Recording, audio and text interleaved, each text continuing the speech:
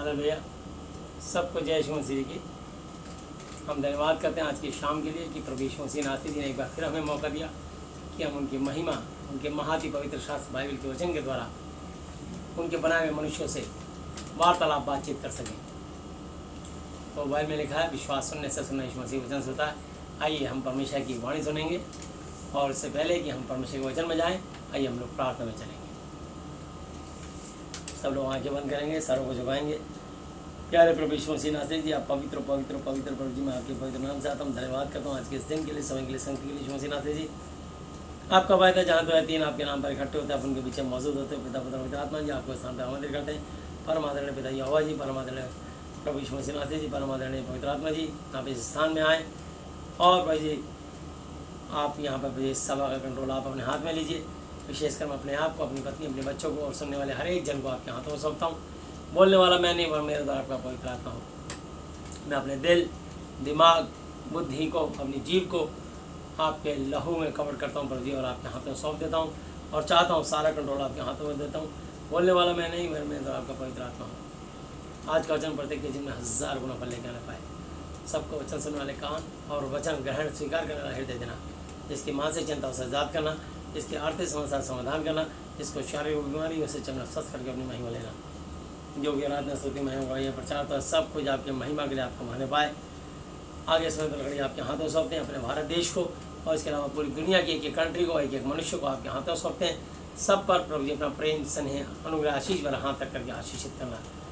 ये वीडियो ना केवल आज की बात, जब भी प्रभु जी जिसके जीवन में जब भी कोई सुने, आशीष बन के आपका वचन करने पाए, क्योंकि आपका वचन आशीषित है और आपका राजवाणी भी एक से। पवित्र आत्मा जी, आपको यहाँ पे आमंत्रित करते हैं। यीशु मसीह नासरी के नाम से आप हमारी अगुवाई करें, और जो भी आराधना स्तुति में अगुवाई प्रचार होता है, सब कुछ परम आदरणीय पिता यहोवा जी को, यीशु जी को और आपको भाने पाए। हम प्रार्थना करते हैं, धन्यवाद करते हैं। समय पर घड़ी आपके हाथों में सौंपते हैं और धन्यवाद करते हैं। कोई भी छूछात खाली आप यहाँ से जाने ना पाए। समय पर घड़ी आपके हाथों में सौंपते हुए धन्यवाद धन्यवाद धन्यवाद की भेंट चढ़ाते हुए सब कुछ अपने जीवित परमेश्वर, अपने उद्धार करता प्रभु यीशु मसीह नासरी जी के आदरणीय पवित्र पवित्र पवित्र नाम से मांगते हैं, आमीन। हालेलुया। आइए हम लोग वचन में चलेंगे, और मैं आपको वरदानों के बारे में कुछ बता रहा था पिछले बीते 2 दिन से। आइए हम लोग 1 कुरिन्थी 14 अध्याय वरदानों के विषय पे ही चलते हैं। हालेलुया।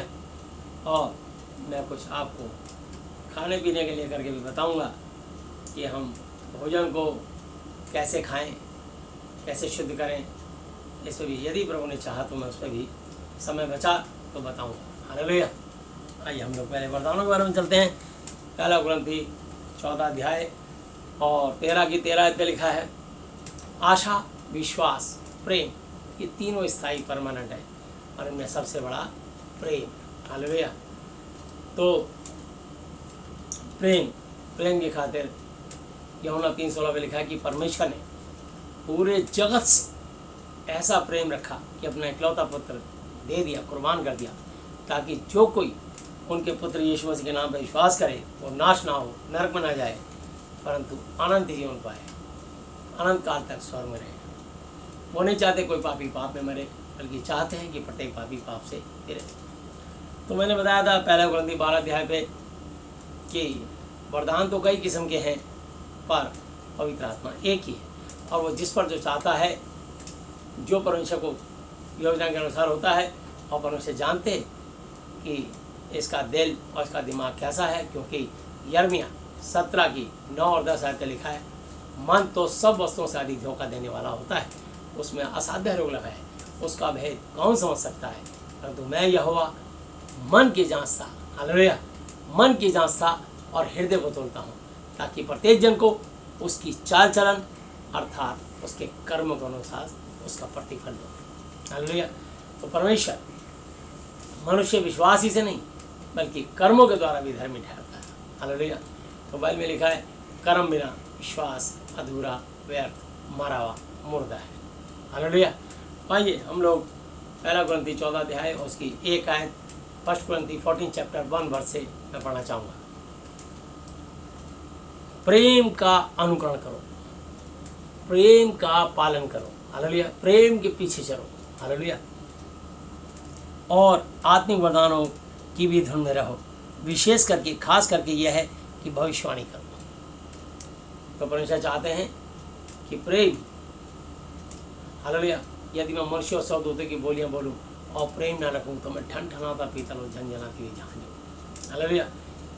पहला कुरिन्थी 13 की 1 आयत पे लिखा, यही बात 13 में लिखा है कि आशा, विश्वास, प्रेम तीनों स्थायी परमानेंट है और इनमें सबसे बड़ा प्रेम है। तो परमेश्वर कहते हैं जब आप प्रेम करते हो तो परमेश्वर से वरदान के लिए आप मांगो कि हो सके तो परमेश्वर हमारे द्वारा भविष्यवाणी करवाए, हालेलुया।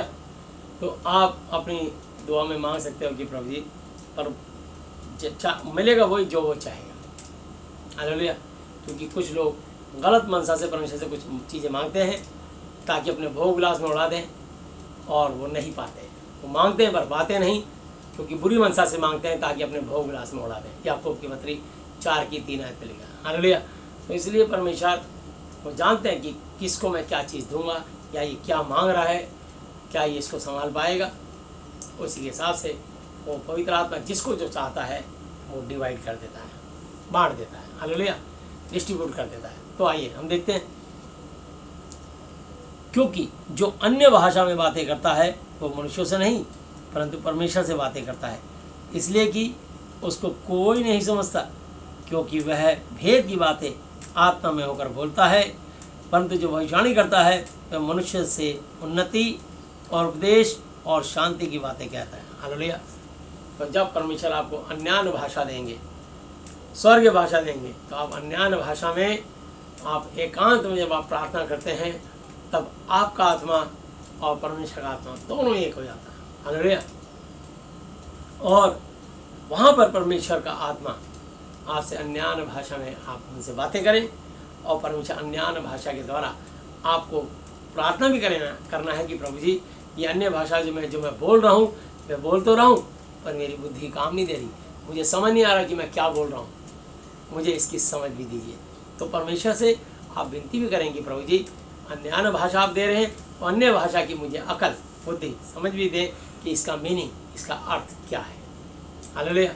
लेकिन परमेश्वर चाहते हैं कि भविष्यवाणी करें, क्योंकि भविष्यवाणी से क्या होता है, मनुष्य की उन्नति होती है, हालेलुया, लोग कलीसिया की उन्नति होती है। आपको बताना चाहते हैं, यहाँ लिखा है क्योंकि जो अन्य भाषा में बातें करता है वह मनुष्यों से नहीं परंतु परमेश्वर से बातें करता है, इसलिए कि उसको कोई नहीं समझता, केवल परमेश्वर का आत्मा। और जब परमेश्वर का आत्मा उसे प्रकट करना चाहे, खोलना चाहे, तब उस मनुष्य का आत्मा, हालेलुया, क्योंकि वह भेद की बातें आत्मा में होकर बोलता है। परंतु जो भविष्यवाणी करता है वो मनुष्यों से उन्नति और उपदेश और शांति की बातें कहता है, हालेलुया। तो जब मनुष्य आने वाली बातें बता देगा कि हमारी कलीसिया में यहाँ पर कोई व्यक्ति ऐसा बैठा है, उसने इस रंग के कपड़े पहने हैं, उसका नाम ये है और उसकी ये परेशानी है, तो उससे कलीसिया की उन्नति होगी, कि उसके मन की मुराद परमेश्वर का आत्मा जानते हैं। मत्ती 6 की 8 आयत में लिखा है, सो तुम उनके समान ना बनो, क्योंकि तुम्हारा पिता तुम्हारे मांगने से पहले जानता है कि तुम्हारी क्या क्या आवश्यकता है। तो आप उनकी नाई, उनके समान ना बनो। हमारा परमेश्वर हमारे मांगने से पहले जानता है। पवित्र आत्मा को सब कुछ पता है कि किसके दिल, किसके दिमाग में क्या खिचड़ी पकड़ी है, कौन दिमाग में क्या सोचा और कौन दिल में क्या रख के बैठा है, किसने कितने लोगों को दिल से क्षमा किया है या कितने लोगों को उसने मुंह से क्षमा किया है। और जब तक मनुष्य दिल से क्षमा नहीं करता अपने अपराधियों को, तब तक परमेश्वर का आत्मा भी उसको क्षमा नहीं करता। बहुत सारी लोगों की ब्लेसिंग, आशीषें रुकी रह जाती हैं केवल इस छोटी सी बात के पीछे। वो कलीसिया भी जाते हैं, बाइबल भी पढ़ते हैं, प्रार्थना भी करते हैं, प्रचार भी करते हैं और भजन भी गाते हैं, दशमांश भी देते हैं और लोग दुआएं करते हैं। लोगों की दुआएं से वो लोग भी ठीक हो जाते हैं, लेकिन उनको स्वयं को ब्लेसिंग नहीं मिलती। उसका एक मूल कारण है कि वो अपने हृदय से किसी को क्षमा नहीं कर पा रहे होते। कोई उनके दिल में एक ऐसी फांस घुसी रहती है कि मैं सबको माफ़ कर सकता हूँ पर उसको नहीं कर सकता। तो जब तक वो ऐसा सोचता है या ऐसा बोलता है, तब तक समझ लो वो व्यक्ति शारीरिक है और उसका शरीर बोल रहा है, अभी उसके अंदर परमेश्वर का आत्मा नहीं बोल रहा। इसलिए जब तक वो शरीर में है तब तक वो परमेश्वर को प्रसन्न नहीं कर पाएगा। हालेलुया। तो मैं आपको बताना चाहता हूँ, रोमियो 8 अध्याय इस बात को अच्छी तरह से खोल के समझाएगा। और रोमियो की पुस्तक 8 चैप्टर और उसकी मैं 1 आयत से इसको पढ़ना चाहूँगा। सो अब जो यीशु मसीह में है उन पर दंड की आज्ञा नहीं। आधा वचन हुआ, अभी पूरा नहीं बोला। अब जो यीशु मसीह में है उन पर दंड की आज्ञा नहीं। क्यों नहीं? क्यों नहीं? इसलिए नहीं क्योंकि वे शरीर के अनुसार नहीं वरन बल्कि अपनी आत्मा के अनुसार चलते हैं, यानी परमेश्वर की शिक्षा के अनुसार, परमेश्वर की आज्ञा के अनुसार, परमेश्वर के हुक्म के अनुसार।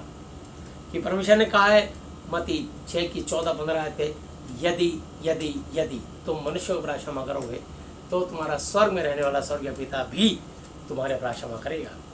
और यदि तुम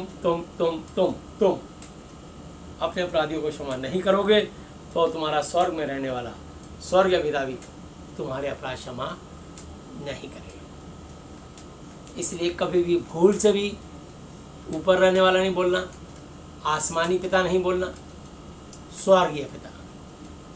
आप जो स्वर्ग में, हालेलुया, स्वर्गीय पिता। तुम्हारा पिता स्वर्ग में रहता है। हमारा पिता आसमानी पिता नहीं है, आसमानी अब्बा, आसमानी बाप नहीं। हमारा पिता स्वर्ग है। तो हमारा स्वर्गीय पिता तभी तुम्हारे पर से दंड हटेंगे जैसे ही आप लोगों को क्षमा करोगे। तुम्हारी क्षमा स्वर्ग से खुल जाएगी। तुम्हारी ब्लेसिंग, तुम्हारी आशीषें, तुम्हारी मन की मुरादें स्वर्ग से ब्लेसिंग में खुल जाएंगी। हालेलुया। तो यहाँ लिखा है, क्योंकि जीवन की आत्मा की व्यवस्था ने यीशु मसीह में मुझे पाप की और मृत्यु नरक की व्यवस्था से स्वतंत्र कर दिया है। हालेलुया। तो अगर आप परमेश्वर की आज्ञाकारिता में चलोगे तो आपके ऊपर से मौत का दंड हट जाएगा। ये मौत का मतलब क्या होता है?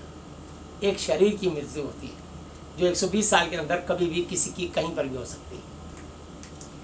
एक आत्मा की मृत्यु होती है कि जब शरीर का अंत होगा, जिसको देहांत कहते हैं, पर देह का अंत होते ही आत्मा नहीं मरेगी। आत्मा शरीर से निकल जाएगा। जो शरीर को चलाता है वो आत्मा सर्वोपदेशक 12:7 के अनुसार तब यानी जब भी मनुष्य का देहांत होगा तब मिट्टी, ये मिट्टी का शरीर है, तब मिट्टी जो कि तो मिट्टी में मिल जाएगी और परमेश्वर का आत्मा जिसने उसे दिया है उसके बाद लौट जाएगा न्याय के लिए।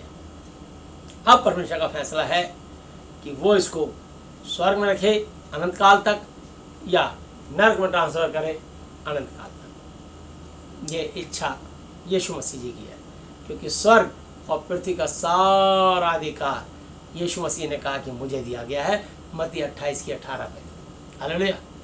इसलिए तुम जाकर सब जातियों के लोगों को चेला और चेली बनाओ और उन्हें पिता यीशु मसीह, पिता यहोवा, प्रभु यीशु मसीह, पुत्र यीशु मसीह और पवित्र आत्मा के नाम से बपतिस्मा दो और उन्हें सब बातें जो मैंने तुम्हें आज्ञा दी हैं मानना सिखाओ, क्योंकि देखो मैं जगत के अंत तक सदैव तुम्हारे संग हूँ। जैसे ही आप अपने अंगीकार करते हैं कि यीशु मसीह आज से आप मेरे पिता, गुरु, परमेश्वर हो, मैं आपका बेटा, बेटी, चेला, चेली और विश्वासी हूँ, आपका तुरंत आत्मिक बपतिस्मा, पवित्र आत्मा आग का बपतिस्मा, रूहानी बपतिस्मा, स्वर्गीय बपतिस्मा हो जाता है।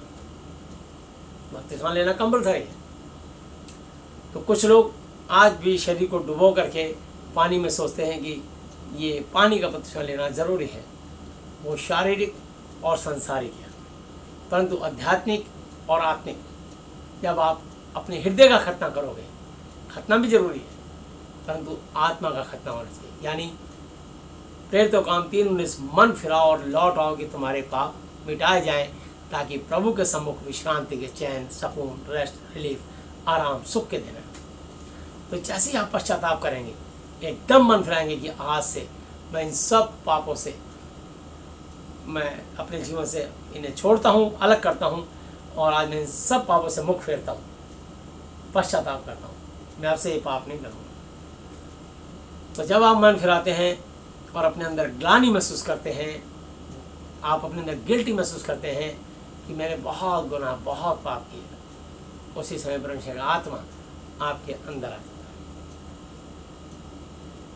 और आपकी दुआएं सुन करके आपकी मन की मुराद पूरी करनी शुरू कर देते हैं और आपके अंदर एक रिपेयरिंग, जितने भी आपके पार्ट्स खराब हो चुके होते हैं, शैतान ने बीमारी बन करके अंदर के जितने भी आपके पुर्जे खराब कर दिए अंदर के, वो सारे रिपेयर होने लगते हैं, नए बनने लगते हैं। New creation. अब जो यीशु मसीह में वो नई सृष्टि है, पुरानी बातें बीत गई, देखो सब नई हो गया। अब परमेश्वर आशा की वस्तुओं को निश्चय और अनदेखी वस्तुओं को प्रमाण है। कोई दवाई नहीं, कोई औषधि नहीं, सिर्फ विश्वास करना और अपने अपराधियों को क्षमा करना है। जैसी आप क्षमा करी नहीं और आपकी क्षमा स्वर से खुली नहीं। हालेलुया। तो यहाँ लिखा है, क्योंकि जीवन की आत्मा की व्यवस्था ने यीशु मसीह में मुझे पाप की और मृत्यु नरक की व्यवस्था से स्वतंत्र आज़ाद कर दिया। इसलिए यीशु मसीह के जितने भी लोग हैं, यीशु मसीह को मानने वाले, जो वचन का आदर करते हैं और भय मानते हैं, वो पाप करने से डरते हैं, चोरी करने से डरते हैं, झूठ बोलने से डरते हैं, खून करने से डरते हैं, विचार करने से डरते हैं। अगर वो ऐसा करते हैं तो समझ लो उनका जीवन परिवर्तन हो गया है, उनको पवित्र आत्मा और आग का बपतिस्मा मिल चुका है। और यदि वो पानी में डुबकी लगा लगा करके भी आज भी झूठ बोलना नहीं छोड़ रहे, चोरी करना नहीं छोड़ रहे, व्यभिचार करना नहीं छोड़ रहे, पाप करना नहीं छोड़ रहे, उनका कोई बपतिस्मा नहीं हुआ, तो वो 1000 बार पानी में डुबकी लगवा लें। ऐसे लोग तो हिंदू भी कर रहे हैं, अमावस को या पूर्णमासी को या कुंभ के मेले में जाके लाखों लोग आके गंगा में डुबकी लगाते हैं और ईसाई लोग हौदी में डुबकी लगाते हैं। अंतर कोई नहीं है, वो उस व्यवस्था के अनुसार कर रहे हैं, ईसाई लोग इस व्यवस्था के अनुसार कर रहे हैं। दोनों में कोई बदलाव नहीं है। उससे शरीर सिर्फ डूबता है और शरीर धुलता है और आत्मा के अंदर कोई परिवर्तन नहीं होता। जैसे कि एक खाली बोतल और खाली बोतल के अंदर उसका ढक्कन खोल के इस पेन को अंदर डाल दो, मान लो ये पेन मेरी आत्मा है, आपकी आत्मा है, और उसको बोतल के अंदर डाल दो, खाली बोतल के अंदर ढक्कन कस दो और उसके ऊपर एक रस्सी बांध के 5 किलो का बट्टा बांध के उसको पूरी रात टंकी में छोड़ दो और सुबह इस पेन को बाहर निकालो। क्या ये पेन गीला होगा? नहीं, क्योंकि इसके चारों तरफ कवर है। तो शरीर गीला हुआ और आत्मा को कोई प्रभाव नहीं पड़ा। तो इसलिए यही वचन, ये जो रोमियो 8 अध्याय बड़ी ज़बरदस्त तरीके से आपकी आत्मिक आंखें खोलेगा परमेश्वर का वचन। तो मनुष्य शरीर की हरकतें कर रहे हैं, आत्मिक बातों में ध्यान ही नहीं दे रहे। पर पहले ये व्यवस्था थी, इसलिए यीशु मसीह ने भी स्वयं पानी का बपतिस्मा लिया। और यूहन्ना 4 की 1 और 2 आयत पे लिखा है, यीशु ने अपने तक बपतिस्मा पानी का लिया पर आगे किसी को नहीं दिया। ये बात यूहन्ना 4 की 1 और 2 आयत में आप पढ़ सकते हैं।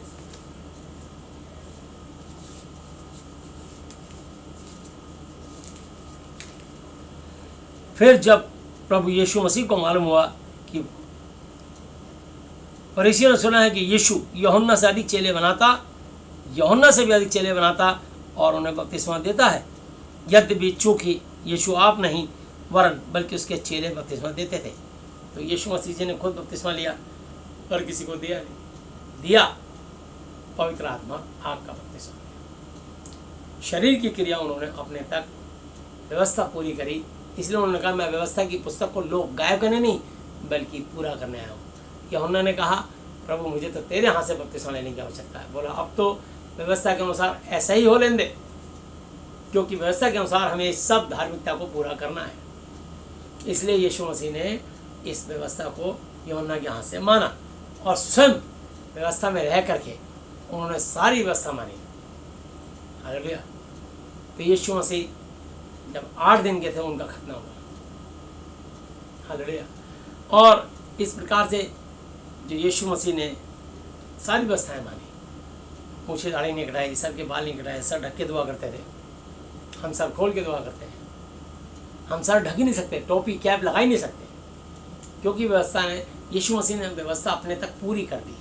और जो काम कंप्लीट हो जाता है उस काम को दोबारा नहीं किया जाता। एक बार किसी का होमवर्क कंप्लीट हो गया या एक बार आपने पैसे गिन लिए और काउंट्स करके रख दिया, हिसाब किताब ओके।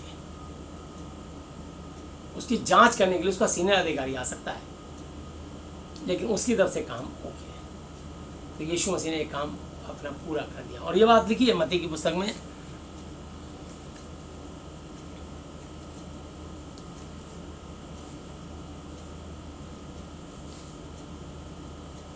और उसकी 5:17 में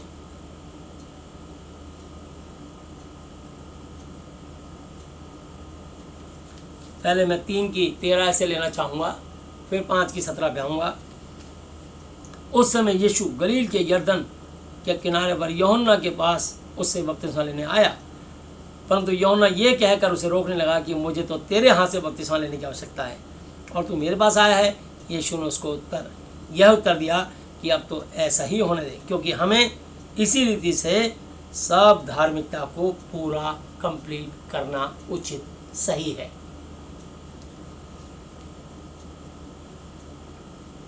तब उसने उसकी बात मान ली और यीशु बपतिस्मा लेकर तुरंत पानी में से ऊपर आया, और देखो उसके लिए आकाश खुल गया और उसने परमेश्वर के आत्मा को कबूतर की नाई, कबूतर की तरह सफ़ेद रोशनी को उतरते और अपने ऊपर आते देखा। और देखो यह आकाशवाणी हुई कि यह मेरा प्रिय पुत्र है, जिससे मैं अत्यंत बहुत ही ज़्यादा प्रसन्न खुश हूँ।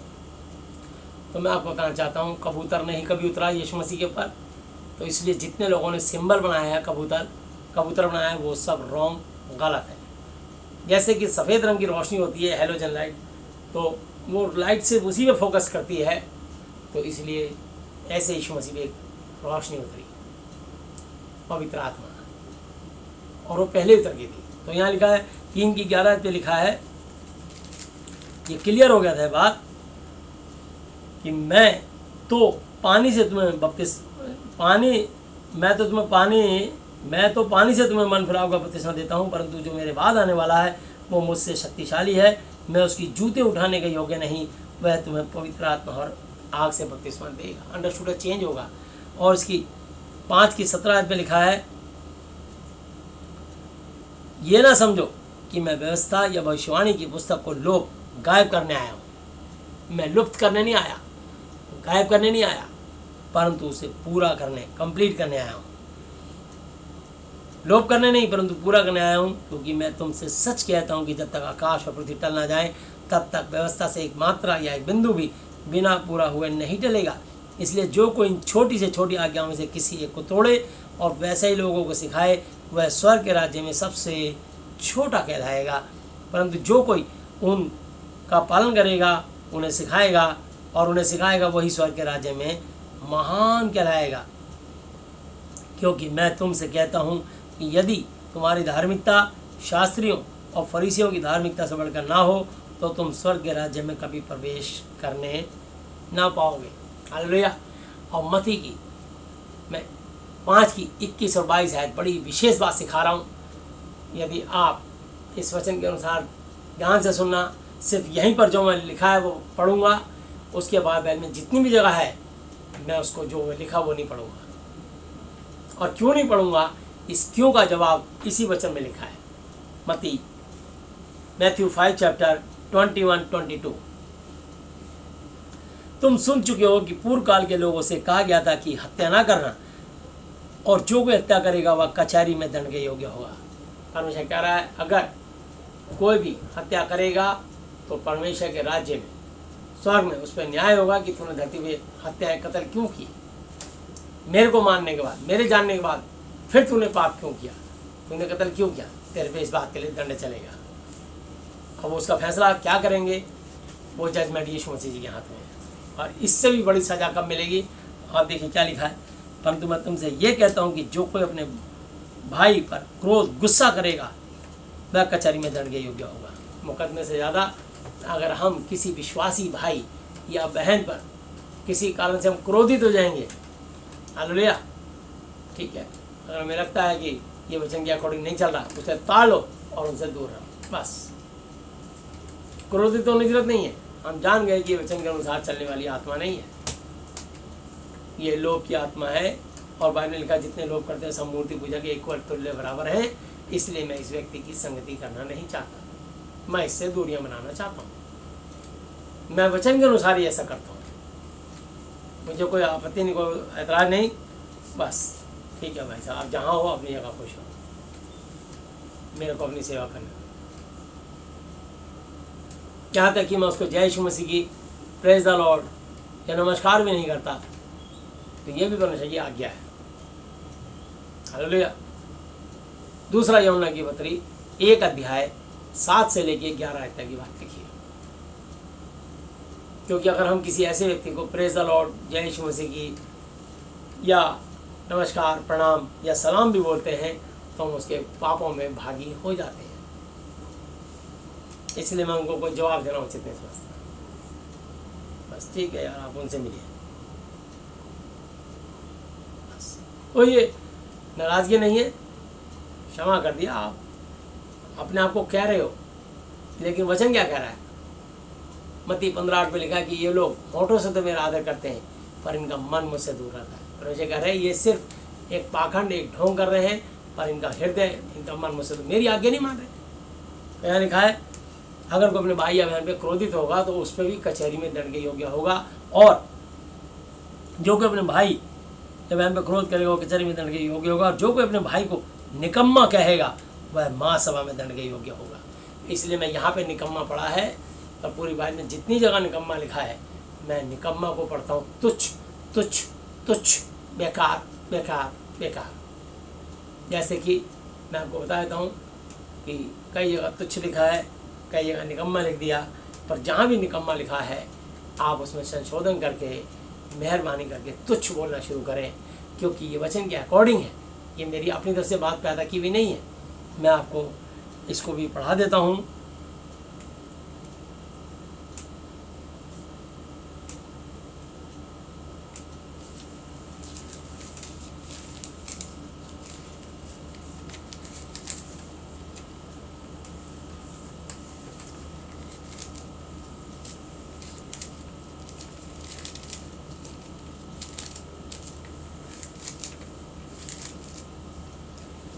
और ये है लूका की पुस्तक 10 अध्याय और उसकी 16 आयत।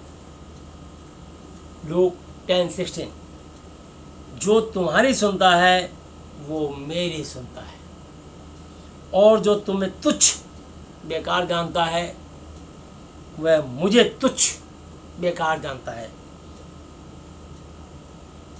और जो मुझे तुच्छ जानता है वो मेरे भेजने वाले को तुच्छ जानता है। 4 बार तुच्छ लिखा है, ये सही ट्रांसलेशन है। तो इसलिए निकम्मे की जगह, क्योंकि निकम्मा अगर हम बोल दिया या पढ़ दिया तो यहाँ हमें शिक्षा मिली है कि परमेश्वर ने भेद की बात प्रकट की है कि हम ना तो निकम्मा बोलेंगे, इस मत्ती 5 की 21 और 22 के अलावा पूरी बाइबल में कहीं भी निकम्मा लिखा हो हम निकम्मा नहीं पढ़ेंगे। तुच्छ बेकार, तुच्छ बेकार। तो क्यों? क्योंकि यहाँ लिखा है जो कि अपने भाई को निकम्मा कहेगा वो महासभा में दंड के योग्य होगा, यानी महासभा में हम पर दंड आ जाएगा। और जो कोई कहे अरे मूर्ख, वह नरक की आग के दंड के योग्य होगा। इसलिए बाइबल यहाँ पर हम मूर्ख पढ़ सकते हैं, पर आज इस वचन को पढ़ने के बाद, इस वचन को सीखने के बाद ना तो हम कभी मूर्ख पढ़ेंगे और ना कभी किसी को मूर्ख बोलेंगे, ना अपने आप को मूर्ख बोलेंगे। ज्ञानी, ज्ञानी का विलोम शब्द होता है अज्ञानी।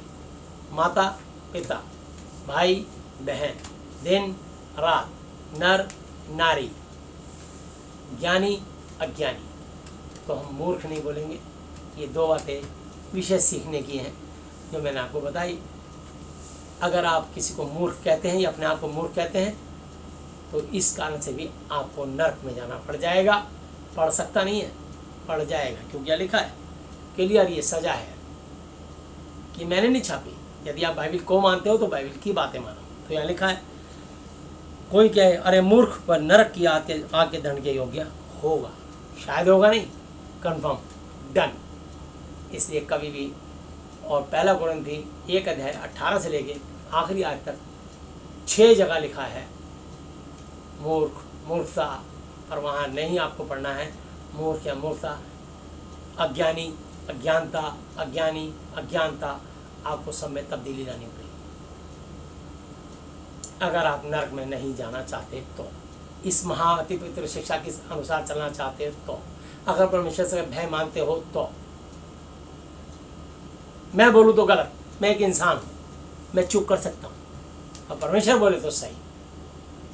इसलिए सारी दुनिया, सारा संसार झूठा ठहरे, परंतु पवित्र शास्त्र सही ठहरे। ये वचन है, हालेलुया। तो ये परमेश्वर शिक्षकों को ये भेद प्रकट करते हैं।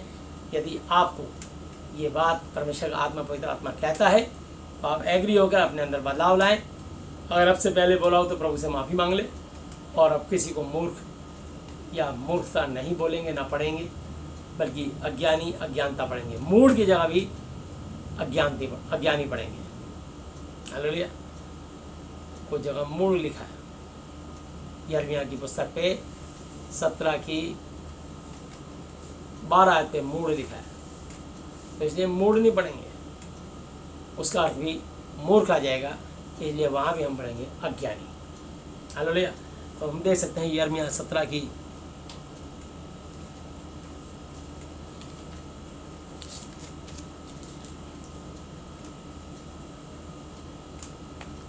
11 आयत पे, जो अन्याय से गलत तरीके से धन बटोरता है वह उस तीतर के समान होता है जो दूसरी चिड़िया के दिए बंडों को सेती है। उसकी आधी आयु में ही वह उस धन को छोड़ जाता है और अंत में वो अज्ञानी ही ठहरता है।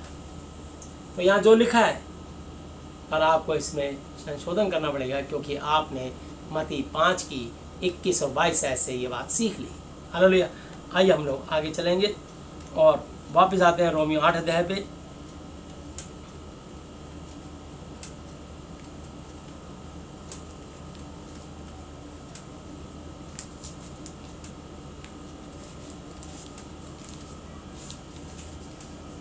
तीन आयत, क्योंकि जो काम व्यवस्था शरीर के कारण दुर्बल होकर ना कर सकी, उसको परमेश्वर यहोवा जी ने किया, अर्थात यानी अपने ही पुत्र को पाप में और शरीर की समानता में और पाप के बलिदान होने के लिए भेजकर शरीर में पाप पर दंड की आज्ञा दी, इसलिए कि व्यवस्था की विधि हम में जो शरीर के अनुसार नहीं वरन बल्कि आत्मा के अनुसार चलते हैं पूरी की जाए। जो शरीर के अनुसार नहीं बल्कि आत्मा के अनुसार चलते हैं पूरी की जाए। तो आप अगर शरीर के अनुसार चलते हैं तो अभी तक आपका आत्मिक जन्म नहीं हुआ, अभी आपके अंदर आपका उद्धार नहीं हुआ। हालेलुया। तो उद्धार पाने के लिए क्या करें कि मनुष्य अपने हृदय का खतना करे। हालेलुया। शरीर का खतना व्यवस्था थी, हृदय का खतना आत्मा को बदलना। एक दो बातें नहीं सब कुछ बदलना चाहिए। तो एक दो बातें नहीं, सब कुछ बदलना चाहिए। हालेलुया। दिल बदला क्या, सब कुछ बदलना चाहिए। तो मैं आपको बताना चाहता हूँ कि इसलिए कि व्यवस्था की विधि हम में जो शरीर के अनुसार नहीं वरन आत्मा के अनुसार चलते हैं पूरी की जाए, क्योंकि शारीरिक व्यक्ति, यहाँ से सुना 5 है, क्योंकि शारीरिक व्यक्ति शरीर की बातों पर मन लगाते हैं, परंतु आध्यात्मिक व्यक्ति आत्मा की बातों पर मन लगाते हैं। तो जो अभी भी शारीरिक व्यक्ति है वो शरीर की बातों में मन लगाएंगे। अरे तुमने देखो वो बहन का सर खुला हुआ है, उसने सर नहीं ढका, शरीर की बातें हैं। ठीक है, इसका भी रहस्य खुल जाएगा। 1 कुरिन्थी 11 अध्याय जब आप पढ़ेंगे, बहुत ध्यान से पढ़ेंगे, तो ये रहस्य भी खुल जाएगा। तो मैं आपको बताना चाहता हूँ कि आपको शारीरिक काम नहीं करने, अपनी आत्मा का खतना करना है, अपनी आत्मा को परिवर्तन करना है, अपने हृदय से पश्चाताप करना है। इसलिए बाइबल में लिखा है मन फिराओ। मन कहाँ है? अंदर। मन फिराओ, अपने दिमाग को संसार की बातों से मन फिराओ, संसार की अभिलाषाओं से। संसार की अभिलाषाएं कहेंगी इसमें तृप्त रहो, वाह वाह वाह, देखो देखो देखो कितनी अच्छी चीज़ है, हैं? देखो ये सीरियल, देखो ये नाटक, देखो ये कार्टून, देखो ये पबजी, ये देखो संसार की बातें। हालेलुया। परंतु आत्मा की बातें क्या कहेंगे? नहीं, सिर्फ परमेश्वर की वाणी देख, परमेश्वर के वचन को देख, सिर्फ कानों में परमेश्वर की आवाज़ सुन। जैसे कि कोई मरीज जब अस्पताल में भर्ती होता है और उसके शरीर में कोई विकार आता है, तो डॉक्टर उसको तुरंत एक सुई लगा करके और उसके अंदर बूंद बूंद करके टुप टुप टुप टुप टुप टुप ग्लूकोज चढ़ाते हैं, यानी बूंद बूंद करके ग्लूकोज। बोले कि क्या हुआ? बोले 2 दिन के अंदर 6 बोतलें ग्लूकोज की चढ़ चुकी है। अभी क्या कह रहे? बोला अभी ग्लूकोज चढ़ रहा है। ऐसी खून भी टुप टुप टुप टुप करके जमा होता है, पूरी थैली खाली की जाती है। इसी प्रकार बाइबल के इस महाति पवित्र शास्त्र के वचन भी हमारे अंदर, ये हमारी आत्मा की रोटी है।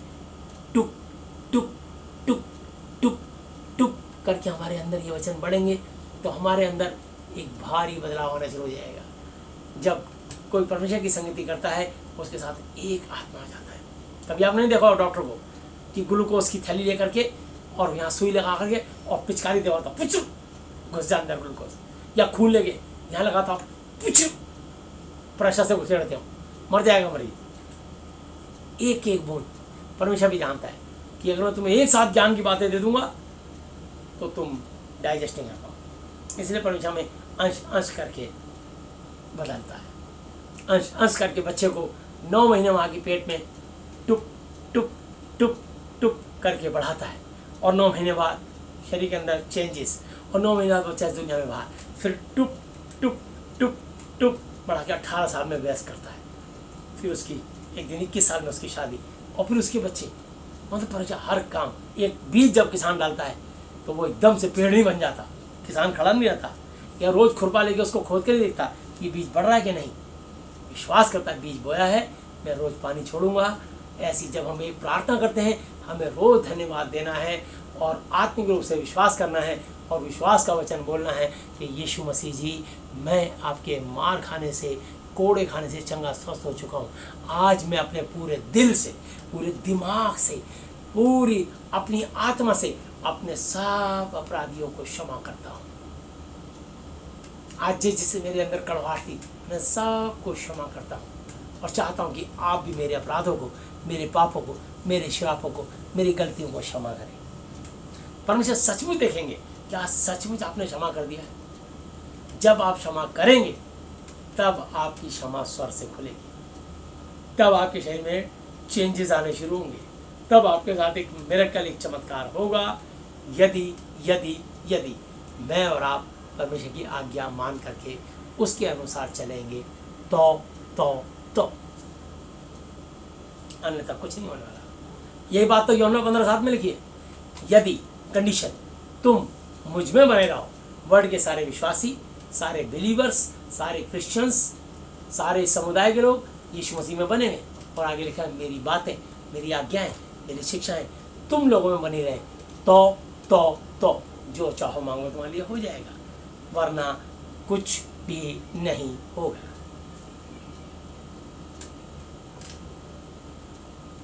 तो परमेश्वर की बातें, वचन को बड़ा ठहर के समझो, पढ़ो कि परमेश्वर का आदेश और निर्देश क्या है।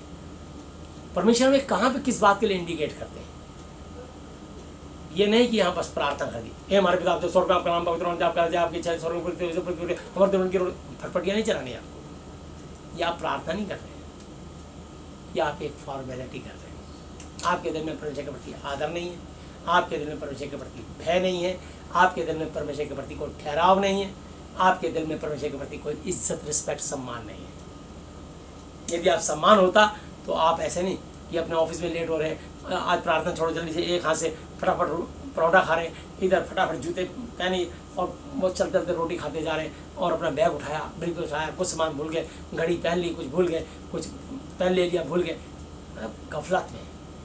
इसी घबराहट में रास्ते में कभी एक्सीडेंट होता है, गाड़ी पंचर हो जाती है, ट्रैफिक जाम मिल जाएगा, क्या करोगे? पुलिस वाला चालान काट देगा तो क्या करोगे? तुम जितनी जल्दी बाजी करोगे उतना काम बिगड़ जाएगा। पर यदि अपना समय परमेश्वर के आगे दंडवत करके, नबूवत करके, प्रणाम करके, प्रार्थना करके, दिल से आदर देके, उनको महिमा सम्मान देके फिर जाएंगे तो आपके सारे कामों में परमेश्वर सफलता और आशीष और ब्लेसिंग देंगे। पहला स्थान प्रभु, भगदड़ मत मचाइए। कहीं भी जाते हैं छोटी छोटी जगह पे तो आप प्रभु यीशु से प्रार्थना करके तब निकलिए, जिससे कि रास्ते में आपके साथ एक्सीडेंट, दुर्घटना ना हो, आपकी कोई जेब कतरा आपकी जेब ना काट ले, जिस गाड़ी में जा रहे हैं उस गाड़ी का टायर पंचर ना हो जाए, कहीं उस गाड़ी के अंदर बम ब्लास्ट ना हो जाए, कहीं रास्ते में कोई आने वाली विपत्ति ना आ जाए, उस गाड़ी को कोई टेररिस्ट ना लूट ले, वो गाड़ी कहीं ट्रेन की पटरी टूट गई नदी में गिर जाए। प्रार्थना करते चलो, बोले यीशु मसीह जी, मैं अपने आप को, अपनी पत्नी, अपने बच्चों को, अपने घर को, अपनी गाड़ी को आपके लहू में ढांपता हूँ, और आप हमारे 7 वर्ण आगे आगे चल के हमारे वहाँ सीधे समतल चौड़े करिए। हर एक लोकल पुलिस, ट्रैफिक पुलिस, दुर्घटना, गाड़ी खराब, गाड़ी चोरी होने से, स्नैचिंग, लूटपाट से और भारी नींद से बचाना। तो जब आप ये वचन, बाइबल ने लिखा मांगो तो दिया जाएगा, जो दुआ में मांगो तब तो परमेश्वर तुम्हें देगा। मांग तो कुछ रहे नहीं, फॉर्मेलिटी के लिए प्रार्थना कर दी भागते भागते, ऐसा नहीं। ये परमेश्वर के प्रति आदर नहीं है, ये एक फॉर्मेलिटी है। तो परमेश्वर तुम्हें देख रहे, शारीरिक काम करने छोड़ दीजिए। परमेश्वर आपको शारीरिक काम करने के लिए अपने पास राज्य में नहीं लाएगा। परमेश्वर आत्मा है, वो चाहता है कि लोग उसका भजन आत्मा और सच्चाई से करें, क्योंकि परमेश्वर अपने लिए ऐसे ही आराधकों को ढूंढता है जो आत्मा और सच्चाई से उसकी महिमा करें। यूहन्ना 6:63, यूहन्ना 6:63 आयत में लिखा है, आत्मा तो जीवन देने वाली, जीवनदायक है, शरीर से कुछ लाभ नहीं। ये जो बातें मैंने तुमसे कही हैं, आत्मा भी है और जीवन देने वाली, जीवनदायक भी है। हालेलुया। तो इसलिए यीशु मसीह हमारे लिए जीवनदायक बना। हालेलुया। तो मैं आपको बताना चाहता हूं कि इसलिए यीशु ने कहा है कि मार्ग, सत्य और जीवन मैं ही हूं। हालेलुया। मार्ग और सच्चाई और जीवन मैं ही हूं। मानव का प्राण मैं ही हूं। मार्ग, सत्य और आत्मा, जिंदगी मैं ही हूं। बिना मेरे द्वारा कोई पिता परमेश्वर यहोवा जी तक नहीं पहुंच सकता। तो इसलिए जितनी जगह प्राण लिखा है वहां पर हमें पढ़ना है आत्मा। यीशु मसीह ने मेरे और आपके लिए अपना आत्मा, अपना जीवन दिया। क्योंकि जानवरों के अंदर सिर्फ प्राण होता है और पक्षियों के अंदर, पंछियों के अंदर प्राण होता है, मनुष्य के अंदर प्राण नहीं, आत्मा होता है। तो यीशु मसीह ने मेरे और आपके लिए अपना आत्मा, अपना जीवन दिया। इसलिए वही एक आत्मा, पवित्र आत्मा, सारी आत्माओं को जो चाहता है वो वरदान बांट देता है। हालेलुया। आत्मा, परमेश्वर का पवित्र आत्मा। तो इसलिए मैं आपको बता रहा हूँ, रोमी 8 अध्याय और उसकी 6 आयत, शरीर पर मन लगाना तो मृत्यु है, नरक, मौत है, परंतु आत्मा पर मन लगाना जीवन और शांति है। प्राण नहीं, जिंदगी, जीवन और शांति, पीस। हालेलुया। क्योंकि शरीर पर मन लगाना तो परमेश्वर से बैर, दुश्मनी रखना है, क्योंकि ना तो परमेश्वर की व्यवस्था के अधीन है और ना हो सकता है। और जो शारीरिक दशा में है वे परमेश्वर को प्रसन्न, खुश नहीं कर सकते। तो कर लो शारीरिक दशा, लगाओ सर पे चुन्नियाँ, लगाओ पानी में डुबकियाँ, लगाओ हिंदुओं की तरह जो लोग मुर्दों वो श्राद्ध बना रहे, तुम मुर्दों की ईद मना रहे, 2 नवंबर। वो वहां पे डुबकी लगा रहे, तुम हौदी में डुबकियां लगवा रहे हो। वो भी नदी में डुबकियां लगा रहे हैं, तुम भी नदी में जाके बपतिस्मा ले रहे हो। कोई अंतर नहीं है।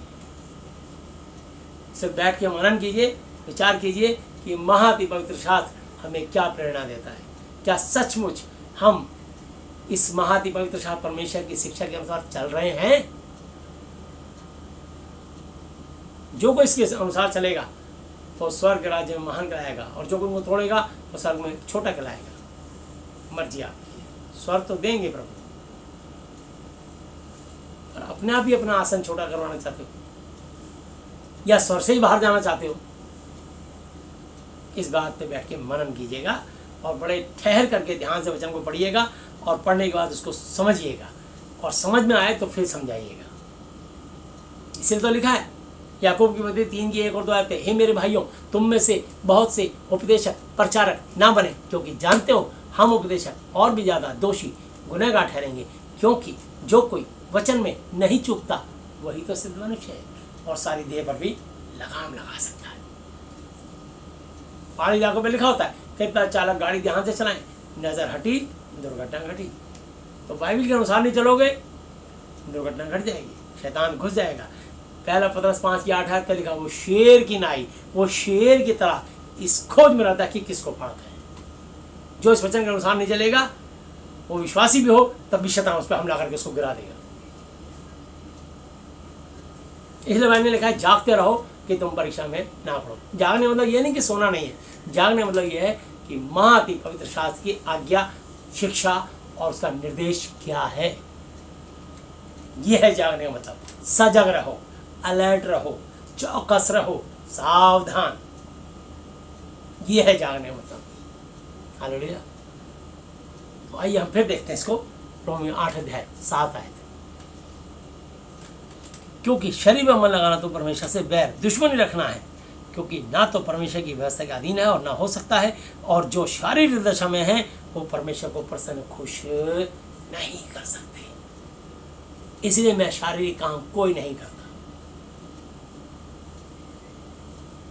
बल्कि मुझे पता है गलातियों 3 की 10 आयत में लिखा है, सो जितने लोग व्यवस्था के कामों पर भरोसा रखते हैं वे सब श्राप के अधीन हैं। तो मैं तो श्राप के अधीन होना नहीं चाहता। 35 साल मैंने श्राप में अपनी जिंदगी काट दी, बहुत रहा। गूंगी बहरी मूर्तियों के पीछे चल के मैं अपनी जिंदगी की 35 साल तबाह कर चुका हूँ। अब वो गलती मैं दोबारा नहीं करूँगा। एक कहावत है, ये बाइबल में नहीं लिखी, मुहावरा बोल रहा हूँ, दूध का जला छाछ को भी फूक फूक कर पीता है। हालेलुया।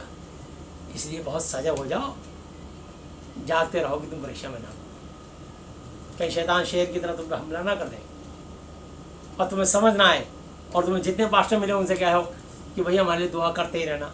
ऐसे ठेका मत दीजिए। वो किसी भी दुआ करेंगे, दुआ तो सब यीशु के पास ही जाएगी।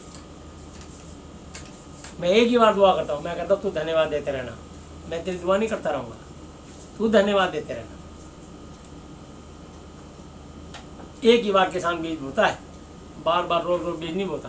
रोज तो पानी छोड़ता है, रोज खुरपा मार के उसको खोद के नहीं देखता कि बीज अंकुरित हो रहा कि नहीं हो रहा।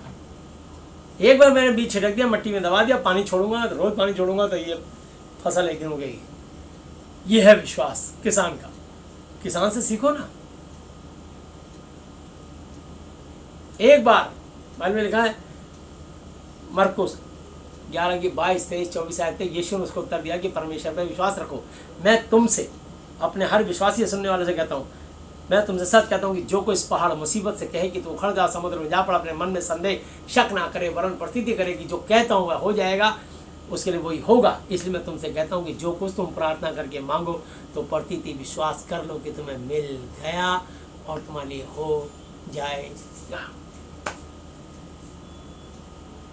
यह है विश्वास। अब विश्वास आशा की हुई वस्तु का निश्चय और अनदेखी वस्तु का प्रमाण है। इब्रानी 11 की 1 आयत पर लिखा है। जो भी सौर मंडल में चिकनी चीजें बने, ये नहीं कि देखी वस्तु से बनाओ। विश्वास ही से परमेश्वर मुंह से वचन बोले, पानी 2 भाग विभाजित हो जा। जो पानी ठहर गया उसको आकाश कहा, और पानी एक जगह इकट्ठा हो जा, सूखी भूमि दिखाई दे, उसने उसको समुद्र कहा। जो पानी इकट्ठा हो गया, परमेश्वर वचन बोलते गए और वैसी वो चीजें क्रिएट होती गई, बनती गई। लाजर जो मर चुका था, 4 दिन में लोग कहते थे कि उसके अंदर दुर्गंध आती होगी। यीशु ने कहा सिर्फ विश्वास रख। मैंने कहता था कि वो जी उठेगा, सिर्फ विश्वास है। उसने कहा हाँ मैं जानती हूँ कि पुनरुत्थान के दिन वो जी उठेगा। तो यीशु ने कहा जीवन, जिंदगी और वो पुनरुत्थान मैं ही हूँ। जो कोई मुझ पर विश्वास रखता है, यदि मर भी जाए तो भी जिएगा। उन्होंने कहा हाँ प्रभु मैं जानती हूँ पुनरुत्थान के दिन जी उठेगा। यीशु ने कहा ये समझ नहीं दे, बिना देखे नहीं समझेंगे। वो पुनरुत्थान दोबारा से लोगों को स्वर्ग में रखने का अधिकार, जीवन देने वाला वो यीशु मसीह नासरी उसके सामने खड़ा है। पुनरुत्थान। उन्होंने कहा कोई बात नहीं, कहाँ रखा उसकी कब्र, बता कहाँ उसको दफनाया है। उन्होंने कहा प्रभु अब तो उसमें से दुर्गंध बदबू आती होगी। अभी वो शारीरिक बातें बोल रहे हैं। यीशु ने कहा सिर्फ एक बार मुझे उसकी दिखा दो। तो लोग कानाफूसी करने लगे। 1 हफ्ते पहले पत्थरों से पत्थर भाग गया था। ये यीशु उससे इतना प्यार करता है, क्या ये उसको जिंदा भी ना कर सका? पर यीशु मसीह उनकी बातें सुन सुन करके आंसू बहने लगे। यीशु मसीह हमारे लिए रोए, लाजर के लिए रोए, आंसू बहाए और लोगों को दिखाने के लिए से बोला हे पिता मैं आपका धन्यवाद करता हूँ, आप सदा मेरी सुनते हो और आज भी आपने मेरी सुन ली है। हे लाजर निकल, एक वचन बोला और जो लाजर मर गया था, 4 दिन से सड़ा हुआ था, पत्थर हटा दो कब्र में से, वो हाथ पैर बांधा जिंदा कूदता बाहर आ गया। हालेलुया। तो यीशु मसीह 4 दिन के मरे हुए लाजर को जिंदा किया, और यूहन्ना 14:12 लिखा है, मैं तुमसे सच सच कहता हूँ, जो कोई मुझ पर विश्वास रखता है, ये काम जो मैं करता हूँ वो भी करेगा, वरन इनसे भी बड़े बड़े काम करेगा, क्योंकि मैं पिता यहोवा जी के पास जाता हूँ, ताकि पुत्र के द्वारा पिता यहोवा जी की महिमा हो।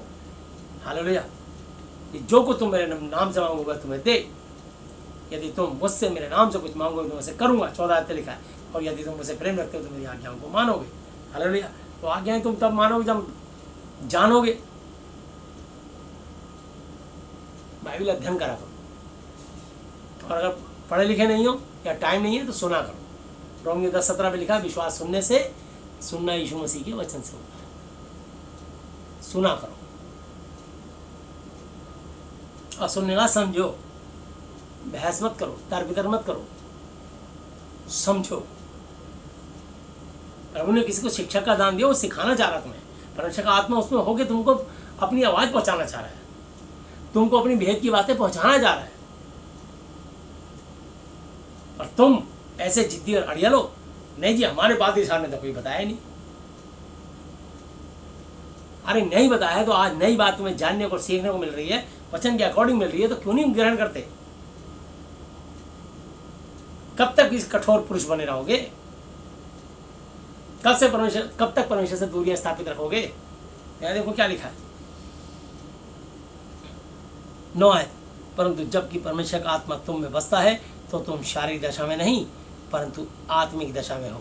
यदि किसी में यीशु मसीह का आत्मा नहीं तो वह उसका जन नहीं। यीशु मसीह का आत्मा, यीशु का प्राण नहीं, यीशु का आत्मा उसमें नहीं तो वो उसका बंदा ही नहीं है। अगर जिसके अंदर बाइबल के वचन की शिक्षा नहीं है वो उसका जन ही नहीं है। और यदि यीशु मसीह तुम में है तो देह पाप के कारण मरी हुई है परंतु आत्मा धर्म के कारण जीवित है। वो परमेश्वर धर्मी है, वो धर्मी होने के कारण समझ गया। ये उस धर्मी परमेश्वर की धार्मिकता की बात है। हालेलुया। वो धर्मी परमेश्वर है, वो न्यायी परमेश्वर है, वो पवित्र परमेश्वर है, वो सच्चा परमेश्वर है, वो अल्फा ओमेगा आदि अंत प्रथम और अंतिम परमेश्वर है। ना उससे पहले कोई हुआ ना उसके बाद कोई होगा। हालेलुया। 11 है,